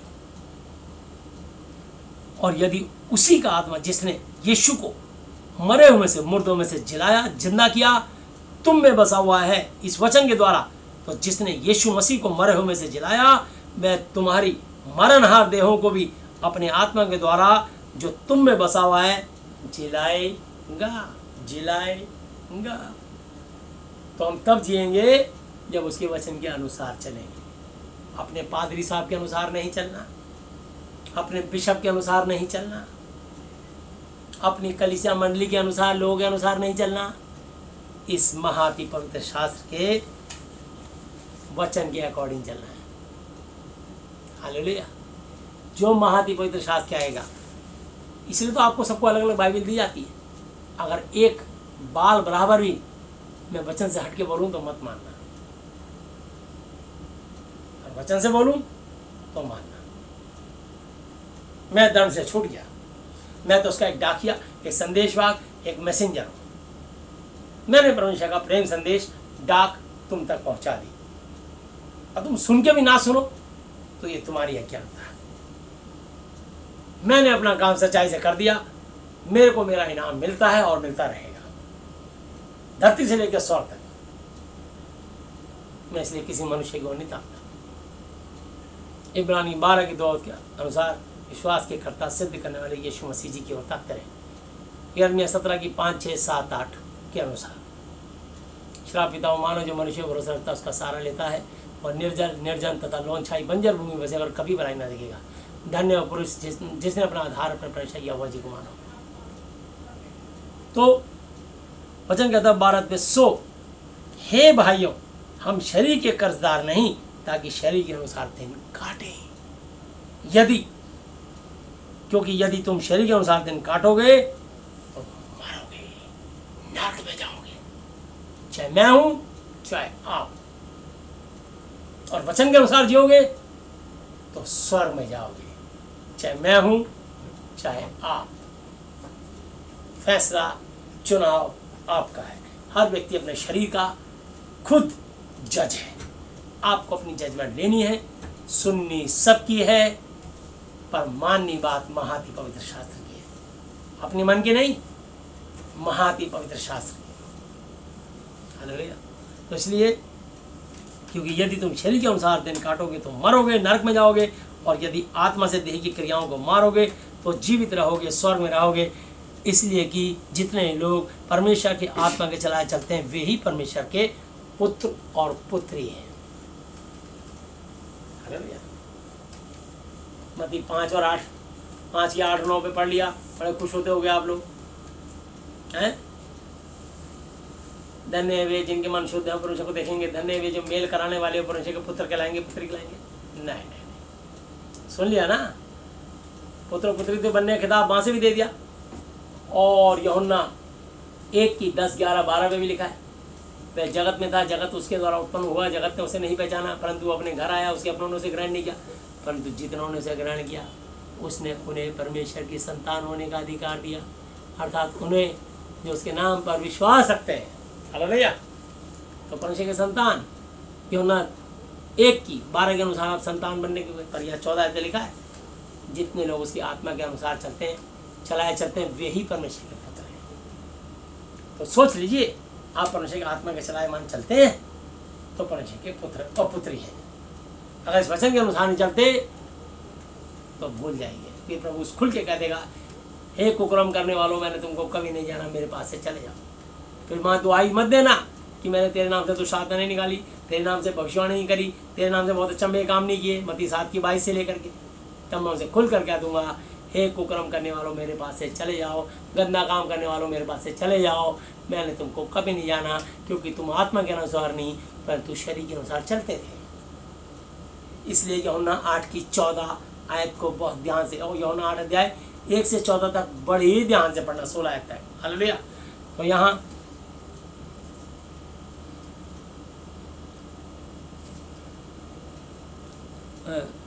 रोमियो 8 की रोमियो 8 की 1 से 14 आयत तक। हालेलुया। बल्कि 14 नहीं 16 आयत तक। इसको मैं पूरा कर देता हूँ। 14 आयत फिर पढ़ रहा हूँ, इसलिए कि जितने लोग परमेश्वर की आत्मा के चलाए चलते हैं वे ही परमेश्वर के पुत्र पुत्री हैं, क्योंकि तुमको दासत्व की आत्मा नहीं मिली कि फिर भयभीत हो, डर लगे, परंतु लेपालकपन की आत्मा मिली है, जिससे हम हे अब्बा, हे पिता कहकर पुकारते हैं। आत्मा आप ही हमारी आत्मा के साथ गवाही देता है कि हम परमेश्वर की संतान हैं।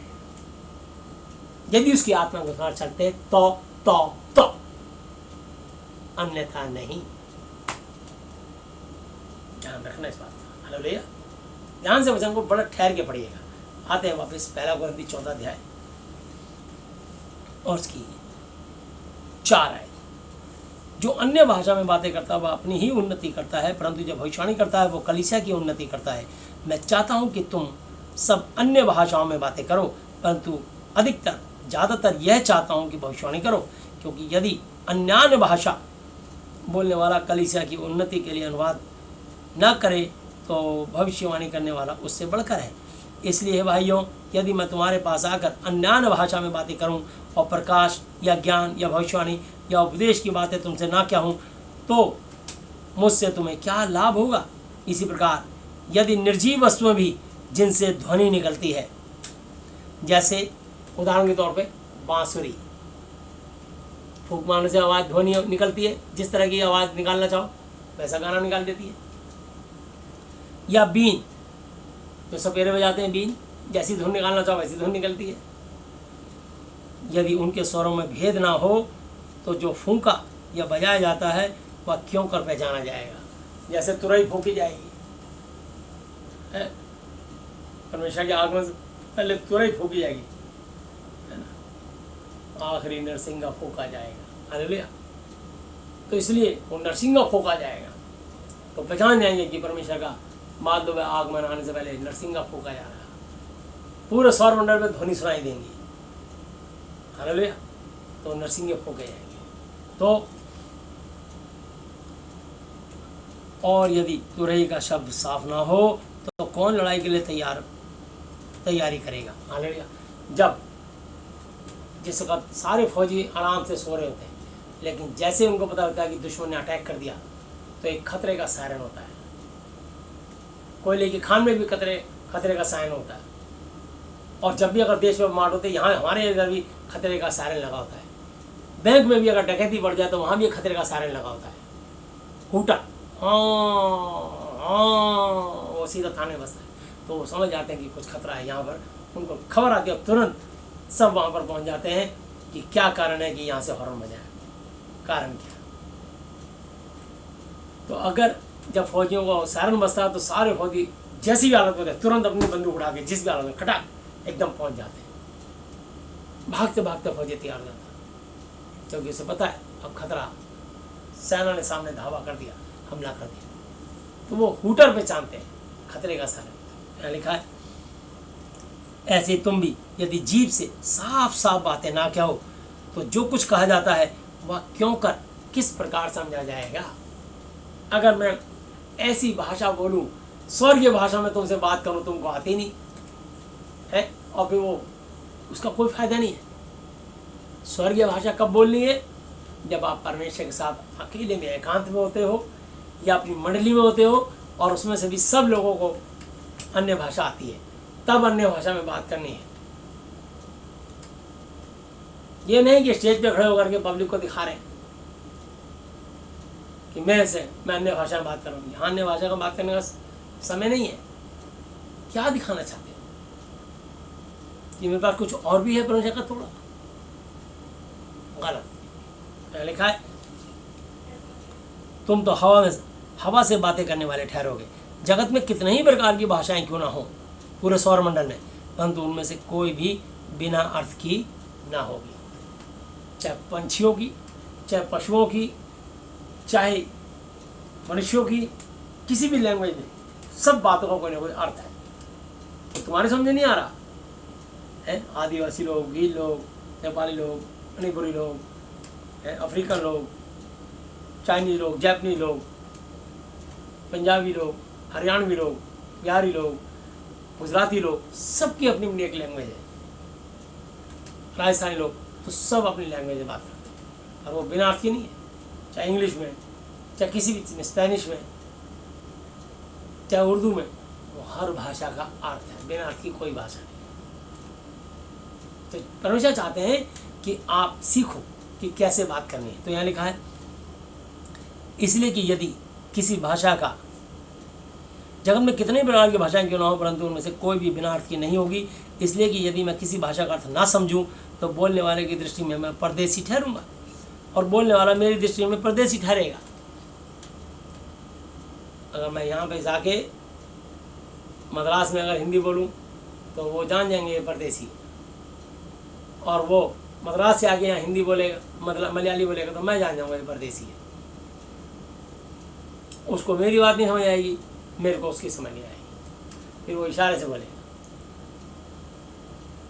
पानी पीना, तो उसको अच्छा पानी मांग रहा है, तो उसको समझा जाएगा पानी, वाटर, वाटर, हाँ वाटर, ओ ओके, तो फिर वो वाटर दीजिए, तो वो अपना बोलेगा तब उसकी बात समझोगे आप। Please give me water, please give me 1 glass water. जब आप उसको बोलोगे तब वो देगा, ओ मुझे 1 ग्लास पानी मांग रहा है। वो कोई चीज़ पूछेगा, इसका दाम कितना है, हाउ मच, तो आपको वो समझे, तब आप समझोगे क्या कह रहे हैं। तो आप जो समझाने वाला होगा उसका अनुवाद करेगा, जब दोनों समझेंगे तब वो चीज़ बताएंगे कि ये क्या कह रहा है, क्या कह रही है। तो मैंने कहा है, इसलिए तुम भी जब आत्मिक वरदानों की धुन में हो तो ऐसा प्रयत्न कोशिश करो कि तुम्हारे वरदानों की उन्नति, तरक्की से कलीसिया की उन्नति हो। इस कारण जो अन्य भाषा बोले वह प्रार्थना करे कि उसका अनुवाद भी कर सके। प्रभु से बोलना, प्रभु जी मुझे जीवन में जब भी अन्य भाषा दे तो मैं प्रार्थना करता हूँ कि मुझे उसका ट्रांसलेशन भी दे। मैंने आज तक परमेश्वर से यही प्रार्थना करी है, जिस दिन भी मुझे अन्य भाषा देना उसका अनुवाद भी देना। अगर मेरे पास अनुवाद नहीं है तो मुझे अन्य भाषा भी नहीं चाहिए। हालेलुया। तो यहाँ लिखा है, इसी कारण जो अन्य भाषा बोले वो प्रार्थना भी करे कि उसका अनुवाद भी कर सके। इसलिए यदि मैं अन्य भाषा में प्रार्थना करूं तो मेरी आत्मा प्रार्थना करती है, परंतु मेरी बुद्धि काम नहीं देती। मुझे नहीं पता मैं कौन सी भाषा में क्या गिटपिट कर रहा हूं। तो इसलिए परमेश्वर से बोलो कि प्रभु जी, अगर मैं अन्य भाषा में मेरी जबान पलट गई है तो आप मुझे इसका अनुवाद भी कीजिए। शैतान तो ये बात नहीं समझ पा रहा, लेकिन आप तो समझते हैं। आप इसका ट्रांसलेशन कीजिए, इसका खुलासा कीजिए कि आप मुझसे ये स्वर्ग भाषा में मुझे क्या दे रहे हैं और मैं क्या बोल रहा हूँ। तब कलीसिया की उन्नति होगी। हालेलुया। तो उसमें उसका आपका अभिषेक बढ़ेगा पहले। हालेलुया। जब आपका अभिषेक बढ़ेगा तब, और अन्य भाषा के कारण शैतान आपकी प्रार्थनाएं समझ नहीं पाएगा। तो इस कारण 14 आयत, इसलिए कि मैं अन्य भाषा में प्रार्थना करूं तो मेरी आत्मा प्रार्थना करती है परंतु मेरी बुद्धि काम नहीं देती। सो क्या करना चाहिए? मैं आत्मा से भी प्रार्थना करूंगा और बुद्धि से भी प्रार्थना करूंगा। मैं आत्मा से भी गाऊंगा और बुद्धि से भी गाऊंगा। हालेलुया। तो इसलिए मैं जितने भी भजन गाता हूँ बुद्धि से गाता हूँ, क्योंकि मेरे पास आत्मा का वरदान नहीं है। और जैसे प्रभु के दास अनिल खान जी कितने बढ़िया बेहतरीन आवाज़ में गाना गाते हैं परमेश्वर ने, तो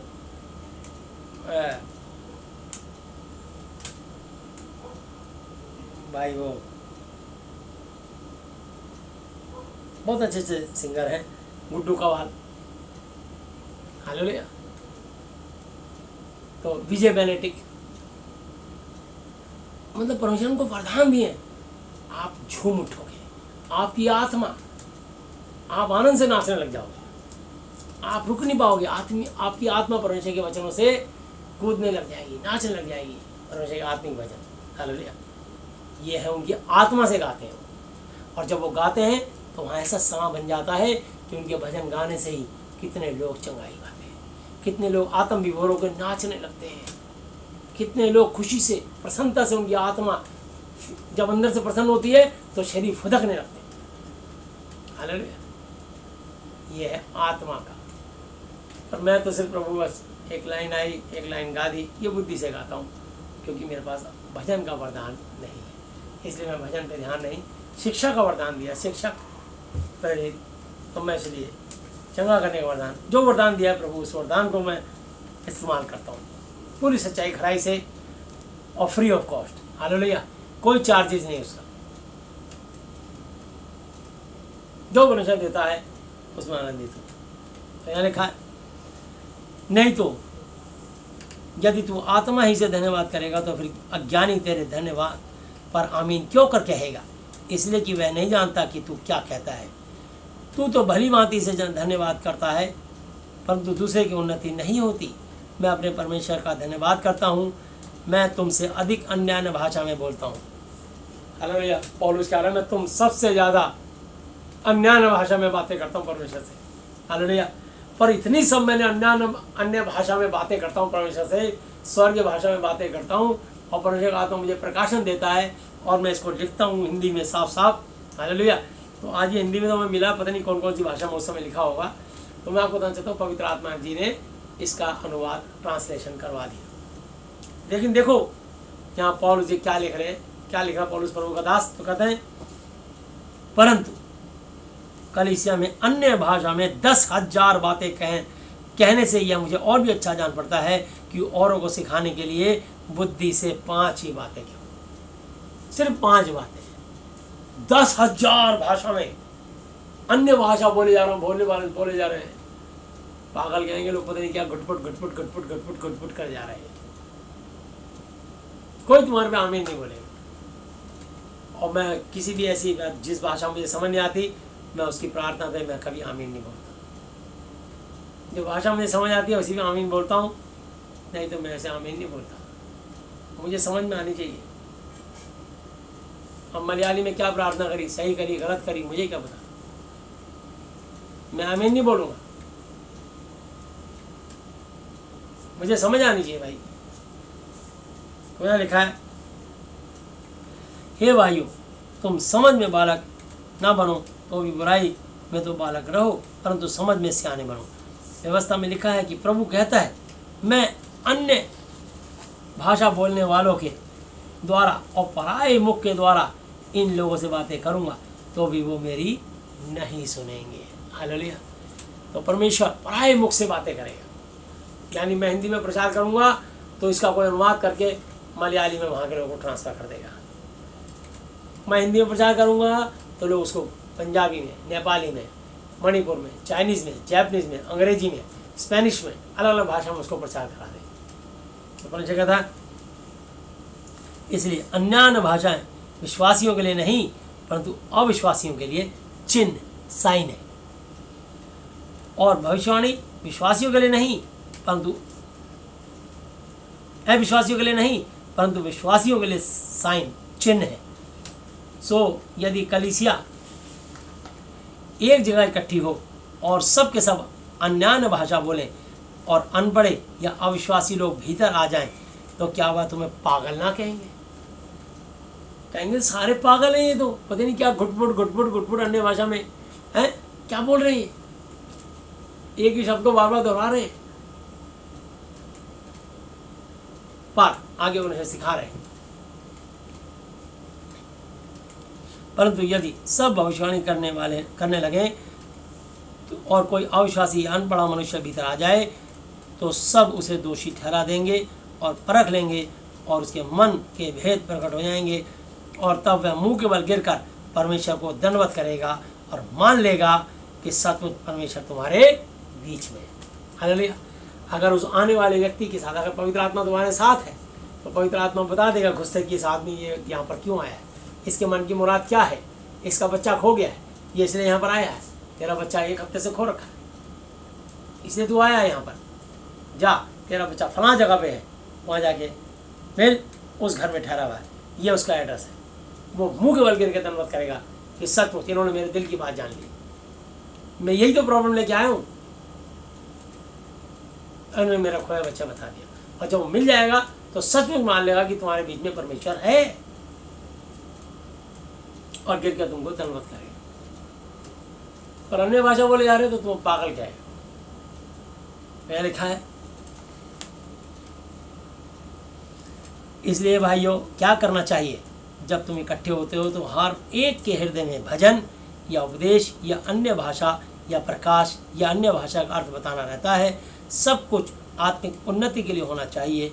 यदि अन्य भाषा में बातें करनी हो तो 2-2 या बहुत हो तो 3-3 जन बारी बारी बोलें और एक व्यक्ति उसका अनुवाद करे, ट्रांसलेशन करे कि जितनी बातें जितने अन्य भाषा बोलिए इसका अर्थ परमेश्वर ने मुझे बताया कि ये है।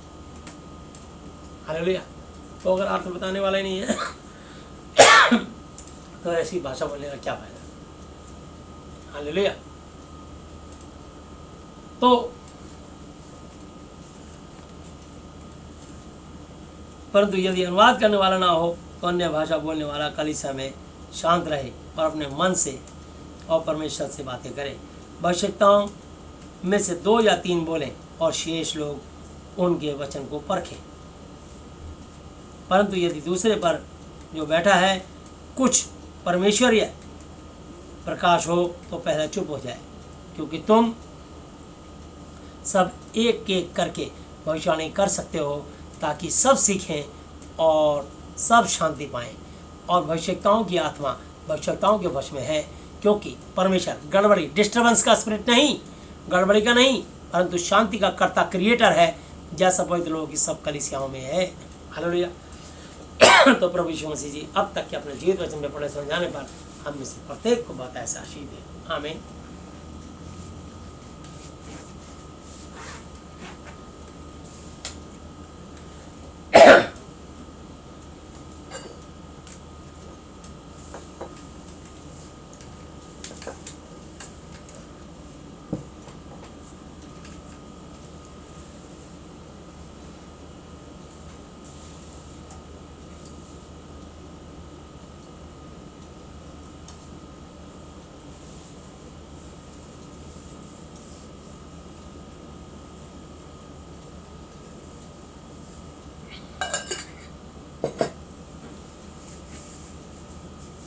आइए हम लोग प्रार्थना में चलेंगे।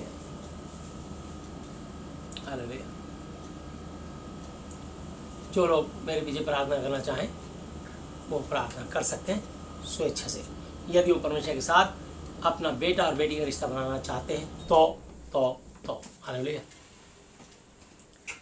हे हमारे पिता, आप जो स्वर्ग में हैं, आपका नाम पवित्र माना जाए, आपका राज्य आए, आपकी इच्छा जैसी स्वर्ग में पूरी होती है वैसे पृथ्वी पर भी हो।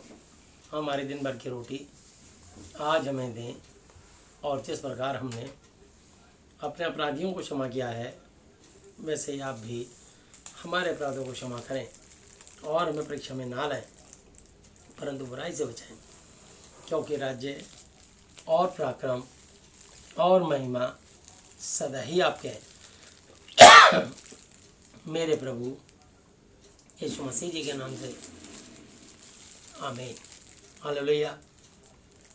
प्रभु यीशु मसीह जी, आज मैंने जितना भी वचन सुना ये सब वचन मेरे और मेरे परिवार के हर सदस्य के जीवन में 1000 गुना फल लाए।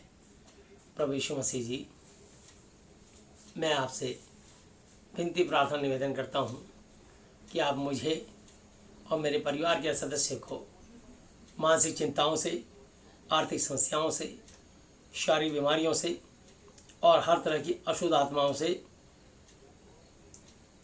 और हमारे देश और दुनिया को कोरोना की स्पिरिट से आज़ाद कीजिए। मैं प्रार्थना करता हूँ और आपको धन्यवाद देता हूँ। प्रभु यीशु मसीह जी, आज मैं इस धरती पर अपने पूरे हृदय से अपने हर एक अपराधियों को क्षमा करता हूँ और आपसे प्रार्थना विनती और निवेदन करता हूँ कि आप भी मेरे पापों को, श्रापों को, गुनाहों को, गलतियों को, जानी और अनजानी भूलों को क्षमा कीजिए। प्रभु यीशु मसीह जी, आज से आप ही मेरे पिता, गुरु और परमेश्वर हो। मैं आपका बेटा, चेला और विश्वासी हूँ। आपने मेरी प्रार्थनाएं सुनी, मेरी आशीषों को स्वर्ग से रिलीज़ किया, इसके लिए मैं आपको धन्यवाद देता हूँ। धन्यवाद पिता यहोवा जी, धन्यवाद प्रभु यीशु मसीह जी, धन्यवाद पवित्र आत्मा जी। मेरे प्रभु यीशु मसीह जी के नाम से आमीन। Hallelujah, hallelujah, hallelujah. बोलो प्रभु यीशु मसीह जी की जय। यीशु मसीह की महिमा करे तालियां। चलिए हम प्रार्थना में चलते हैं। प्यारे प्रभु यीशु मसीह नासरी जी, आप पवित्र पवित्र पवित्र प्रभु जी, मैं आपके पवित्र नाम से आता हूँ, धन्यवाद करता हूँ प्रभु जी आज के इस दिन के लिए, समय के लिए, संगति के लिए। प्रभु जी, आज का वचन प्रत्येक के जीवन में 1000 गुना फल लेकर आने पाए। मैं धन्यवाद करता हूँ प्रभु यीशु मसीह, आपने अपने दासों को अधिकार दिया है कि जिनके पाप तुम क्षमा करो उनके लिए क्षमा किए गए, जिनके तुम रखे गए हैं। मैं प्रार्थना करता हूँ प्रभु जी, स्वर्ग आपका सिंहासन, पृथ्वी आपके पांव तले की चौकी है। मैं देश और दुनिया को आपके चरणों पर लाता हूँ और प्रार्थना करता हूँ वर्ल्ड की जितनी भी कंट्रियाँ हैं, सारी कंट्रियों के राष्ट्रपतियों को, प्रधानमंत्रियों को, मंत्रिमंडल को, सारे वहाँ के निवास करने वाले एक एक मनुष्यों को आपके हाथों में सौंपते हैं। कोरोना के स्पिरिट से प्रभु सबको आज़ाद करें। इसके अलावा प्रभु यीशु मसीह कोई भी कैंसर, किडनी, पैरालाइज, बोल में छेद, brain tumour, blood pressure, sugar, गठिया, एड्स, पायरिया, ऊपरी चक्कर से, आईसीयू में, कोमा, वेंटिलेटर में, कोई भी फाइनेंशियली, फिजिकली, मेंटली किसी प्रॉब्लम से जूझ रहा हो, यीशु के नाम से किसी की कोख बंद है या बार बार इमोशन हो जाते हैं, किसी को कोई तकलीफ रहती है, प्रभु जी हर तरह की फाइनेंशियली, फिजिकली, मेंटली प्रॉब्लम से आप उनको आज़ाद मुक्त करें, चंगा स्वस्थ करें। हम आपसे विनती करते हैं, धन्यवाद करते हैं प्रभु जी। कोरोना की स्पिरिट को हम खंडा करते हैं, तोड़कर यीशु के नाम से बांधते हैं। विशेषकर हम प्रार्थना करते हैं प्रभु जी महापुरुष अपने भारत देश के लिए, अपने भारत के महामहिम राष्ट्रपति महोदय, उपराष्ट्रपति महोदय, प्रधानमंत्री महोदय, प्रभु यीशु से प्रार्थना करते हैं।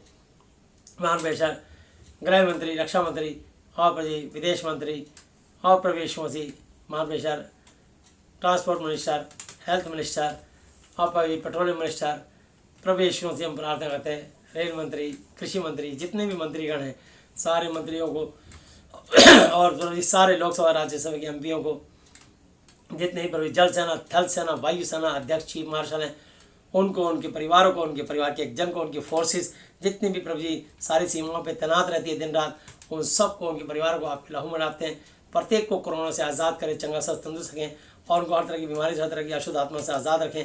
प्रार्थना करते हैं प्रभु यीशु से मान प्रसाद जितने भी प्रभु जी IAS IPS अधिकारी हैं उनको आपके चरणों में बनाते हैं, जितने भी मुख्यमंत्री हैं और जितने भी प्रभु जी MLA काउंसलर हैं, जितने भी प्रभु जी राज्यपाल हैं, मान प्रभु हम प्रार्थना करते हैं जितने भी प्रभु यीशु मसीह चीफ जस्टिस हैं, मान प्रभु प्रार्थना करते हैं जितने जजेस हैं, जितने भी वकील हैं, जितने इंजीनियर हैं, जितने डॉक्टर हैं प्रभु यीशु, जितने नर्सेज हैं, जितने उनके नीचे हेल्थ से जुड़े स्टाफ हैं प्रभु जी, हम प्रार्थना करते हैं जितने भी प्रभु जी पुलिस के कर्मचारी हैं और प्रभु यीशु मसीह मान प्रभु सफाई कर्मचारी हैं, जितने प्रभु जी सिक्योरिटी गार्ड कर्मचारी हैं प्रभु यीशु से हम प्रार्थना करते हैं। इसके अलावा प्रभु जी जितने रेल विभाग से जुड़े हुए और प्रभु यीशु से जितने भी रोडवेज और ट्रांसपोर्ट के प्रभु यीशु से लोग हैं प्रभु यीशु से, चाहे वो truck driver, taxi driver, auto driver, e rickshaw वाले, कोई भी प्रभु यीशु, जितने भी बैंक कर्मचारी हैं प्रभु यीशु, जितने भी दिल्ली महान विषय, जितने विद्युत विभाग के कर्मचारी हैं, जल बोर्ड निगम के कर्मचारी हैं प्रभु जी, जितने भी प्रभु यीशु से कारपेंटर और प्लम्बर और प्रभु यीशु से जितने भी राजमिस्त्री हैं, जितने प्रभु यीशु से हमारे देश के अंदर महान पेशा जेलों में कैद हैं अपराधी, जितने प्रभु जी अस्पतालों में मरीज बन के कैद हैं प्रभु यीशु, जितने पागलखानों में कैद हैं, जितने ब्लाइंड स्कूल में और प्रभु यीशु से मुँह से बोल नहीं सकते, कान से सुन नहीं सकते, जितने प्रभु जी उन सबको भी आप चंगाई दें, राशि दें और पेशा एक एक को कोरोना से बचा के रखें प्रभु जी। हम प्रार्थना करते हैं अपनी मंडली के एक एक जन को, जितने भी बिशप, पास्टर्स, इवेंजलिस्ट और जितने ही प्रभु यीशु मसीह मान विश्वासी भाई बहन हैं, जितने भी प्रभु यीशु मसीह ब्रदर्स हैं, उन सबको आप यहाँ सौंपते हैं, जितने भी वाइस चांसलर, जितने भी प्रोफेसर, जितने भी प्रिंसिपल, टीचर्स और जितने स्टूडेंट्स हैं प्रभु जी सबको आप यहाँ तक सौंपते हैं। प्रार्थना करते हैं जितने ही प्रभु यीशु मसीह शॉपकीपर्स हैं प्रार्थना करते हैं जितने ही प्रभु जी परचून वाले और महान पेशा, जितने बेकरी वाले, जितने फल वाले, सब्जी वाले और प्रभु जी जितने धोबी मोची नाई हैं प्रभु यीशु मसीह, जो भी छोटे छोटा कोई भी कर्मचारी काम करता हो महान पेशा, एक एक जन को आप यहाँ सौंपते हैं महान पेशा। प्रार्थना करते हैं विशेषकर जितने भी प्रभु जी कैंसर, किडनी पैरालाइज, बोल में छेद, brain tumour, blood pressure, sugar, गठिया, एड्स, पायरिया, हार्ट में ऊपरी चक्कर, किसी से भी परेशानी से ग्रसित हो यीशु के नाम से हर एक बीमारी को हम खंडन करते हैं, तोड़ते हैं, हर बीमारी को यीशु के नाम से आगे देते हैं, बाहर निकल जा, तेरे अधिकार को तोड़ते हैं, खंडन करते हैं, यीशु के नाम से हम बांधते हैं और पावरलेस करते हैं। टच मल पे जीसस नेम मान पेशा एक एक जन को आपके हाथों में देते हैं और धन्यवाद करते हैं प्रभु जी। मान पेशा हमारे देश और दुनिया से प्रभु जी आपने लॉकडाउन को खत्म करके प्रभु यीशु से हम चाहते हैं लोगों के जीवन में अपना भय लाएं, लोग आपका आदर करें, जीवित परमेश्वर आपको धन्यवाद, आपको नबूवत करें, आपकी महिमा करें, लोग सत्य को जाने, सत्य उन्हें आज़ाद करें। मैं प्रार्थना निवेदन करता हूँ, धन्यवाद करता हूँ प्रभु जी, ये आपके मार खाने से, कोड़े खाने चंगे स्वस्थ हो चुके हैं, जिसके भी कमर में दर्द पाया जाता है, कमर के दर्द को आप निकाल रहे हो। धन्यवाद धन्यवाद धन्यवाद यीशु मसीह, जिसकी कमर में कोई बीमारी थी आप उसे निकाल रहे हो प्रभु जी। मैं धन्यवाद करता हूँ प्रभु यीशु मसीह, थैंक यू लॉर्ड। कमर के रोगी को आप छू के चंगा कर रहे हो पवित्र आत्मा जी, आपने कमर के रोगी को चंगा किया, इसका धन्यवाद करता हूँ। आपके क्रूस पे चढ़ने वाला चंगे स्वस्थ किए, जिसके भी हाथ पैरों में तकलीफ आई जाती थी, गठिया बाएं, जोड़ों का दर्द, जॉइंट्स पेन, लकवा, फालिस, पैरालाइज का आत्मा यीशु के नाम से बाहर निकल जा, तेरे अधिकार को तोड़ता हूँ, खंडन करता हूँ, एक एक देश दुनिया से यीशु के नाम से पैरालाइज के मरीज चंगे हो जाए। धन्यवाद यीशु मसीह, ये आपके पसली में भला खान चंगे स्वस्थ हो चुके हैं, जिसके भी पेट, छाती और प्राइवेट पार्ट में जो भी तकलीफ आई जाती थी आप उसे निकाल रहे हो, जिनकी कोख बंद है उनको कोख को यीशु के नाम से मैं खोलता हूँ, यीशु के नाम से हम प्रार्थना करते हैं प्रभु जी। मान लीजिए जिनके पति में कोई कमी है यीशु में हर एक विकार दूर होने पाए, उनको बीज मिलने पाए, उनकी पत्नी की कोख खुले प्रभु जी, हम धन्यवाद करते हैं, उनको वश चलाने का अधिकार दे प्रभु जी, वो फूले फले पृथ्वी भर जाए। मान हम प्रार्थना करते हैं जिनके बेटियां उनको बेटे मिले, जिनके बेटे हैं उनको बेटियां मिले, क्योंकि आपने कहा इसराइल को शांति मिले परंतु नाती पुतों को देखने पाए। तो प्रार्थना करता हूँ, धन्यवाद करता हूँ जितनी बहनें जच्चा बच्चा वार्ड में इस समय प्रभु यीशु मसीह, जितनी प्रेग्नेंट बहनें प्रभु उनके लिए प्रार्थना करते हैं, प्रत्येक की नॉर्मल डिलीवरी हो और जो प्रभु जिसका ऑपरेशन हो वो ऑपरेशन सक्सेस कामयाब हो, जच्चा बच्चा दोनों सुरक्षित रहें, आपकी धन्यवाद आशीष हो। हम प्रार्थना करते हैं उन माताओं के लिए, उन बहनों के लिए, उन बेटियों के लिए, महान प्रभु जो प्रेग्नेंट हैं प्रभु यीशु मसीह, हर एक उस माँ को आपके हाथ में सौंपते हैं। धन्यवाद करते हैं जो प्रभु संतान पैदा करने वाली है प्रभु, हम प्रार्थना करते हैं उनके जच्चे बच्चे सुरक्षित रहें, उन सब पर आपकी धन्यवाद आशीष हो। Thank you Lord, thank you Jesus प्रभु यीशु मसीह। मान हम धन्यवाद करते हैं जिसके भी मान प्रभु किसी को लीवर किडनी का इन्फेक्शन, रसौली, पथरी, यीशु के नाम से बवासीर, पीलिया और प्रभु शुगर, ब्लड शुगर, किसी कोई बीमारी, कोरिया, कोई भी अशुद्ध आत्मा यीशु के नाम से बाहर निकल जा, तेरे अधिकार को तोड़ता हूँ, खंड करता हूँ, हर बीमारी की आत्मा से यीशु के नाम से बांधता हूँ, हर एक दुर्बल कमजोर करने वाले अशुद्ध आत्मा बाहर निकल जा। तेरा यीशु मसीह आपके सर पे कांटों का ताज पहनने द्वारा चंगे स्वस्थ हो चुके हैं, जिसके भी गले, आँख, नाक, कान, मुंह, दांत, सर में जो भी तकलीफ, दर्द, हैडी पाई जाती थी आप उसे निकाल रहे हो, इसके लिए धन्यवाद करते हैं। ब्रेन ट्यूमर जड़ से बाहर निकल जा, कोई भी ऊपरी चक्कर हो, हर एक अशुद्ध आत्मा, हर एक गंदी बदरू एक एक जन के शरीर को छोड़ के यीशु के नाम से बाहर निकल जा, तेरे अधिकार को तोड़ते हैं, खंड करते हैं और यीशु के नाम से बांधते हैं। धन्यवाद यीशु मसीह, आपने एक एक प्रभु जी धरती के मनुष्यों को चंगाई दी, इसके लिए हम धन्यवाद करते हैं। देश और दुनिया के लिए धन्यवाद करते हैं। प्रभु जी हमारे देश की प्रभु जी अर्थव्यवस्था बिगड़ चुकी, प्रभु जी हम प्रार्थना करते हैं इस अर्थव्यवस्था को सिर्फ आप सुधार सकते हैं। हमारे देश में आपने प्रभु जी पूरी दुनिया की मान प्रेशर पॉल्यूशन कंट्रोल कर दिया, सारा वातावरण सही कर दिया। मान प्रेशर हम चाहते हैं नदियाँ साफ सुथरी कर दी, मान से लोग जीवन में प्रभु यीशु से बुराइयाँ खत्म कर दी। चाहते हैं हमारे देश और दुनिया की अर्थव्यवस्था भी सही करें। प्रभु यीशु से आपसे विनती करते हैं, बहुतों के लोगों की नौकरियाँ चली गई, फिर से उनको नौकरी और काम धंधा रोजगार मिले, उनकी नौकरी की आशीष को हम यीशु के नाम से खोलते हैं। धन्यवाद यीशु मसीह, धन्यवाद धन्यवाद धन्यवाद यीशु मसीह। लोग फिर से अपना रोजगार संभालने पाए, उनको आशीष दे। प्रभु जी सबको मान प्रेशर आपने कहा है कि प्रभु जी शेर और हाथी तो भूखे रह सकते हैं, बल्कि रह भी जाते हैं, परंतु यहोवा का डर भी वो किसी भली वस्तु घटी ना होगी। प्रभु जी प्रत्येक की मानसिक आर्थिक और शारीरिक चंगाई को यीशु के नाम से खोलते हुए धन्यवाद धन्यवाद धन्यवाद की भेंट चढ़ाते हुए सारी आदर महिमा यीशु मसीह नासरी जी आपको देते हुए सब कुछ अपने उद्धार करता अपने जीत परमेश्वर प्रभु यीशु मसीह जी की आदरणीय पवित्र पवित्र पवित्र नाम से मांगते हैं, आमीन। Hallelujah hallelujah hallelujah. सबको जय यीशु मसीह की।